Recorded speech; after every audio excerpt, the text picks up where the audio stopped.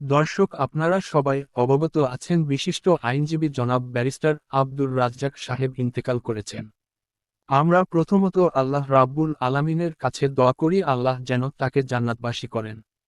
দর্শক, ব্যারিস্টার আব্দুর রাজ্জাক সম্পর্কে শহীদ আব্দুল কাদের মোল্লার মেয়ে আমাতুল্লাহ শারমিন কি মন্তব্য করেছেন একটু দেখুন। আমাদের প্রিয় চাচা, প্রিয় অভিভাবক ব্যারিস্টার আব্দুর রাজ্জাক চাচা দুনিয়ার সফর শেষ করেছেন। ইন্না লিল্লাহি ওয়া ইন্না ইলাইহি রাজিউন।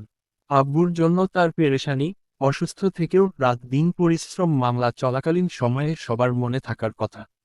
রিভিউ আবেদন করলেন কিন্তু শেষ পর্যন্ত আল্লাহর কাছে আব্বু চলে গেলেন। কি কষ্ট তাই না হয়েছিল তখন চাচার। আব্বু শহীদ হবার পর আমার প্রথম দেয়া স্ট্যাটাস শেয়ার দিয়ে বলেছিলেন, মাফ করো মা, তোমার আব্বুকে আমরা ফিরিয়ে দিতে পারলাম না। কেন যেন মনে হতো একজন অভিভাবক আছেন, যাকে যখন খুশি কল করা যাবে, পরামর্শ নেওয়া যাবে। আব্বুর কাছাকাছি থাকা একজন মানুষ আছে। আমরা আজকে আমার বাবার একজন বন্ধু, একজন অভিভাবক হারালাম। আল্লাহ চাচাকে জান্নাতুল ফিরদৌসের মেহমান বানিয়ে নিন। আমিন।